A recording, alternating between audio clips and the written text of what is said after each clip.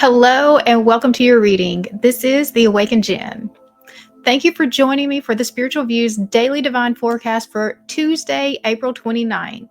If you are new to the channel, welcome. If not, welcome back. The Spiritual View is a collective of spiritually gifted women who use a range of modalities to bring messages of guidance for the collective. We have a thriving community that we're growing here on this channel, and we invite you to be a part of everything that we have going on. So we offer daily videos where you get a different reader each day of the week. And then we have our Thursday night live at 7 p.m. Eastern, where we bring all of the readers together to have a fun group discussion about the current astrology or any other spiritual topics that we may be focused on at the time. And then we pull cards for the viewers, and we just have such a fun time. And we invite you to be a part of all that we have going. So make sure that you subscribe to this channel, you hit the bell for notifications, and it will let you know every time we post a new video. All right, so today's overall energy is essence, a reminder to honor your true light without dimming or shrinking. And we're hearing the loud guidance of angel numbers 1001, 1022, and 321 is still hanging in there too, urging us for new beginnings, soul-aligned partnerships, and to trust in the divine countdown that's unfolding. So before we get started, I want us to take 3 deep breaths together and do the invocation to call on the spirit team. So if you'll close your eyes and breathe in.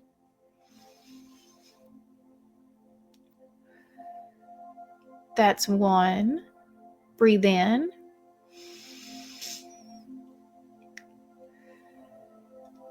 That's 2. Breathe in.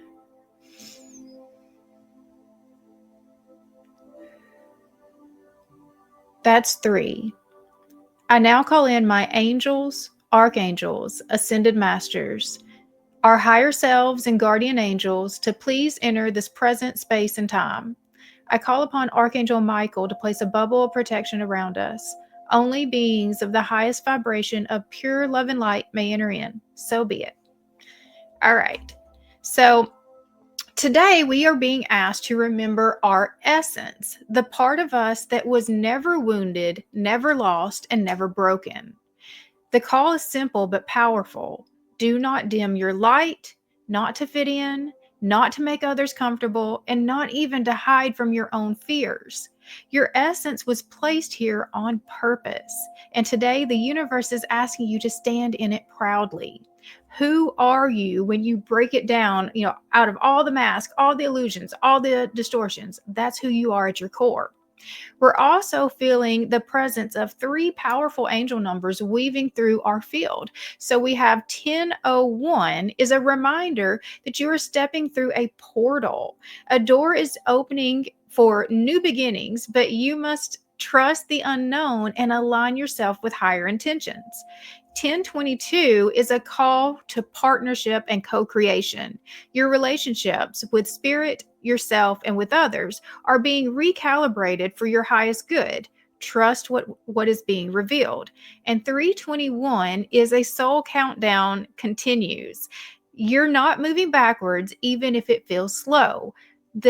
This is the sacred 321 energy, a launch sequence designed by the divine to align your steps perfectly. And this is the second week that I've been consistently seeing that exact number. Is just like, it's like something is like getting ready to take off. Like that's what I keep feeling. It's like it's a countdown, but it's to the takeoff.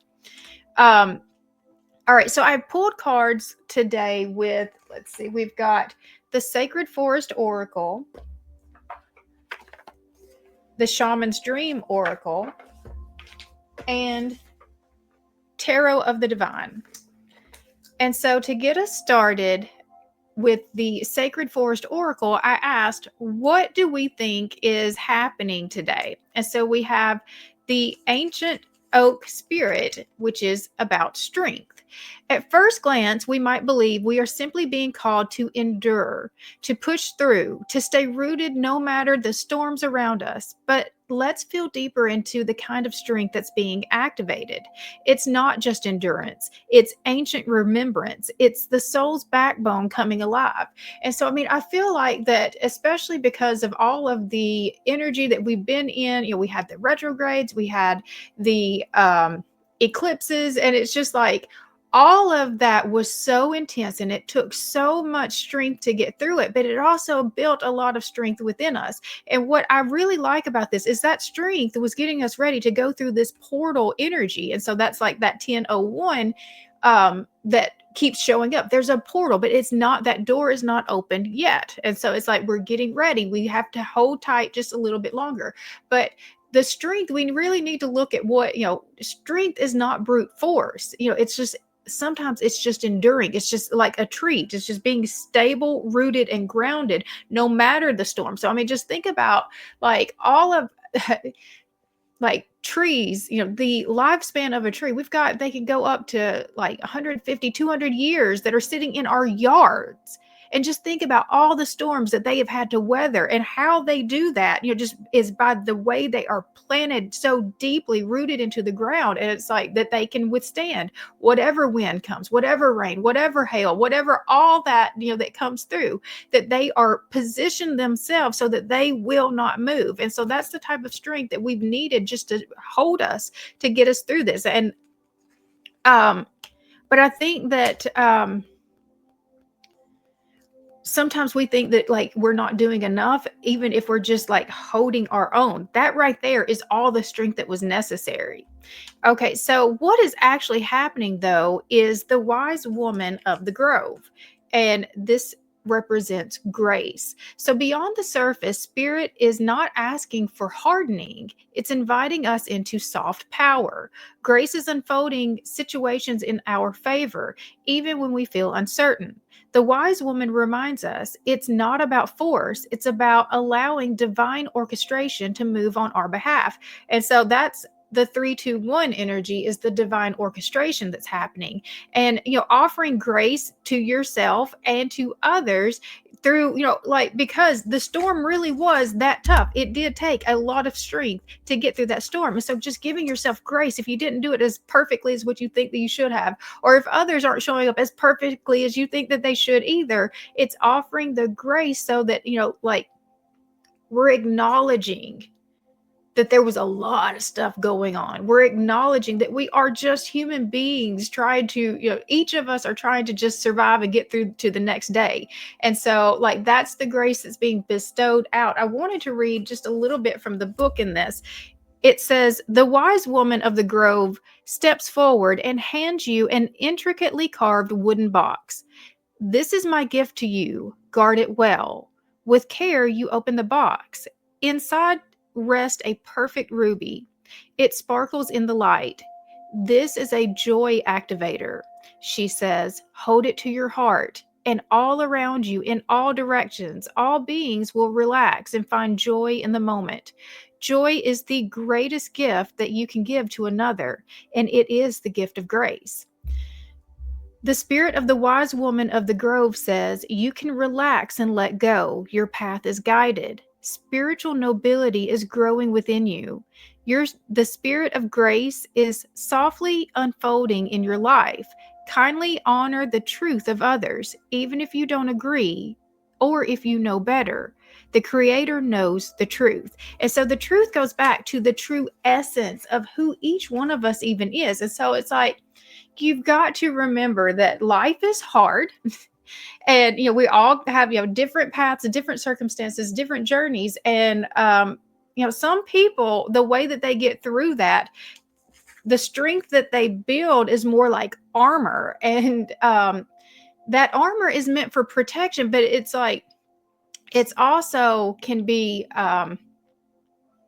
deeply triggering and deeply painful, when, like, if they're not aware of how that armor is like kind of like spiking out and shooting others, like getting, impacting others, because like they're literally just trying to protect themselves. Like they've learned over, time through events in their lives that um there are parts of them that need to be protected, and like they heavily armor those parts. And that's what we're being asked right here, is like we can let down the armor, we can let go of the armor, because what we're protecting is also keeping it imprisoned, and so it's not able to come out and be in its fullest essence. And so that's what we're trying to get back to, the fullest essence. And so in order to get people to be able to even start to relax, is to start bringing out their essence, you've got to give them grace for the armor, that they had to build, for all of the it's the survival techniques, it's trauma responses, but it's their survival skills. It's all that they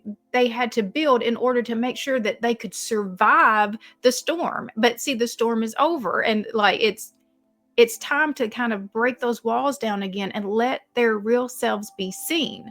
And so with the tarot of the divine, I asked, why is this happening?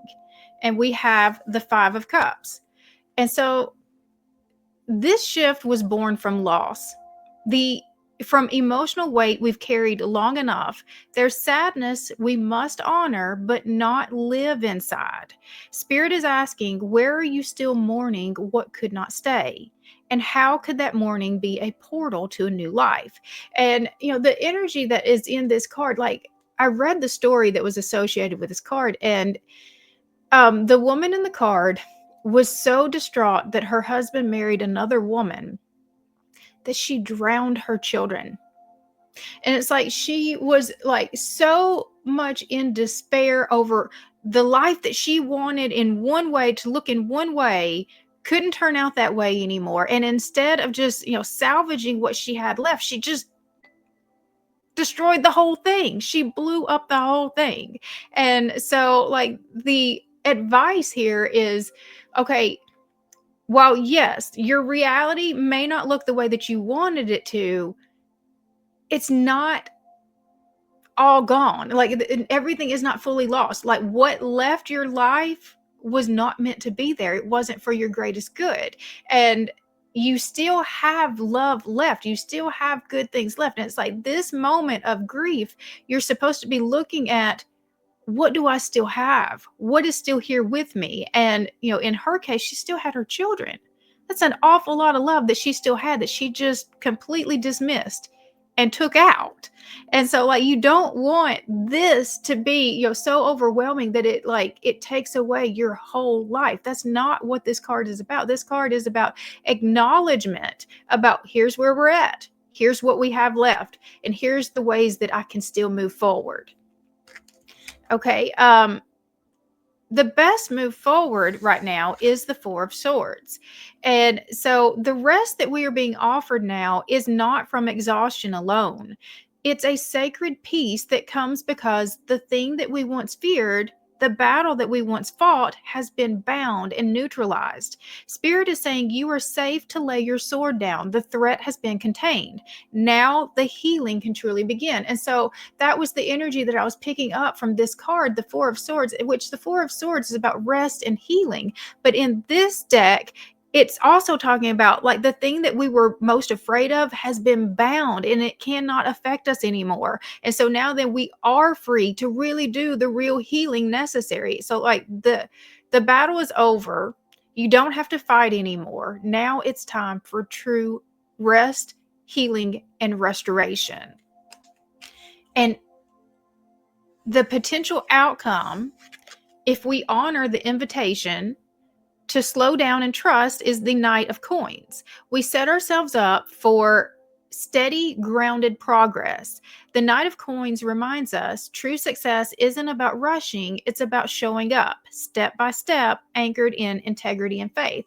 And so once we get through the grief and realize, okay, here's what we still have left to work with, and we acknowledge now, the fear is gone. The thing we were so afraid of, that's gone. We can now actually focus on real healing and getting, ourselves moving forward again.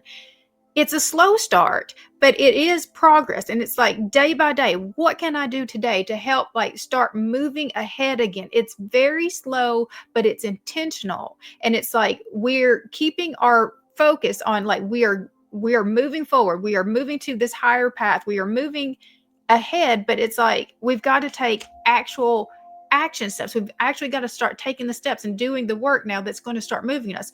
We've been in this time of, the deep rest and reflection, in this state of pause. And I'm going to say rest. Let me take that back. We were in the pause was this. We had to stay grounded. We had to stay in that one space. We had to stay stable. We had to get through it. But now we've gotten through it. And so now we can start making plans to start moving forward again. But it's slow.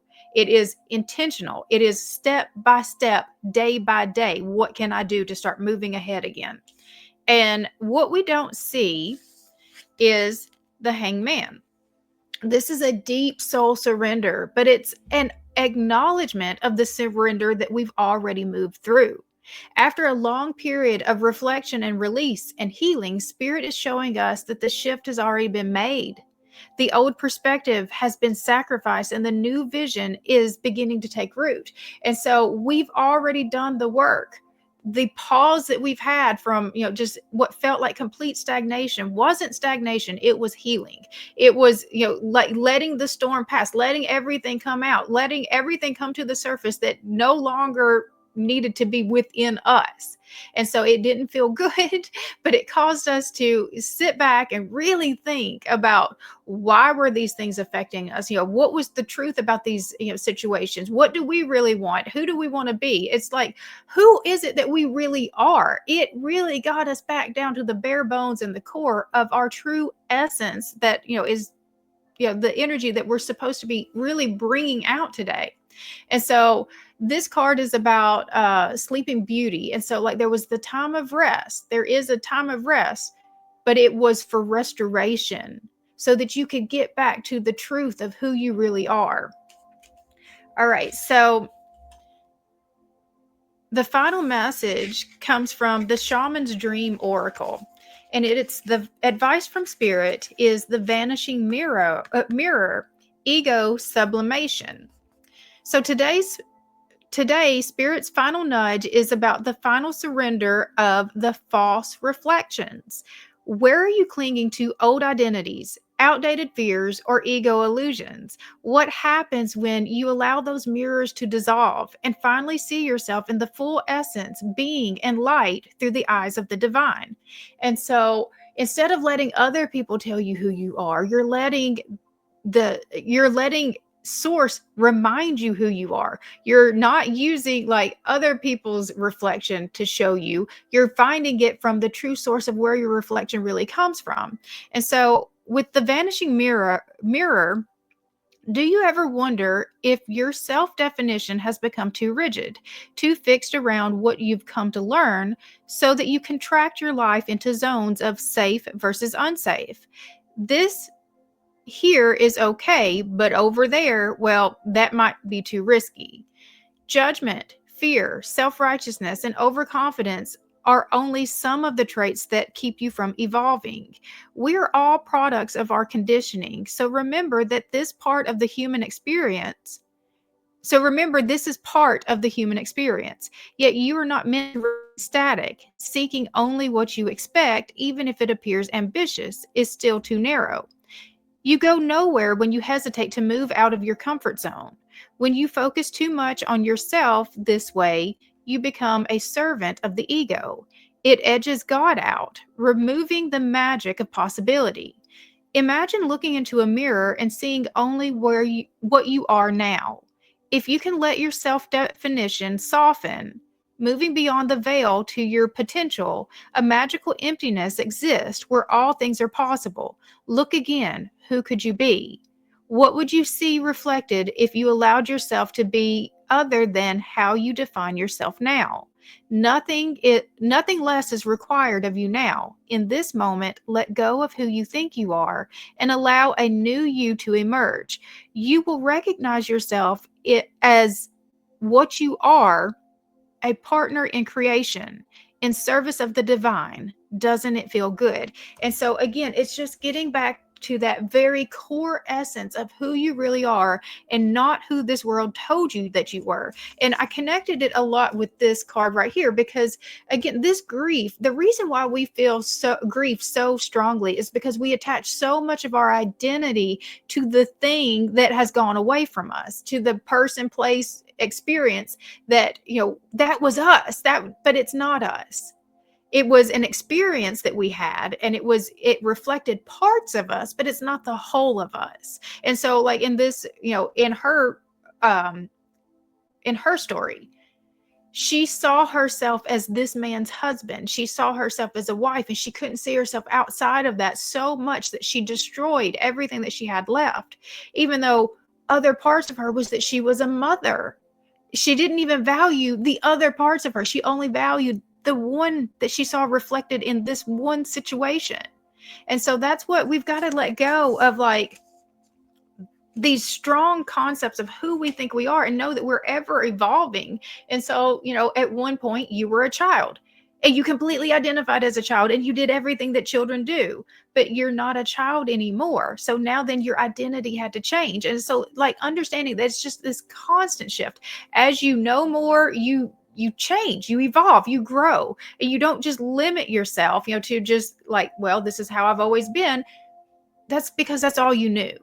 And like I said earlier, there's a lot of survival instincts and trauma responses that are all wrapped up into what we think our identity is, because all of that stuff starts getting shaped at such a young age that it really does kind of take over our whole identity, unless we take the time to really inspect it and look at what is actually true. What is actually true?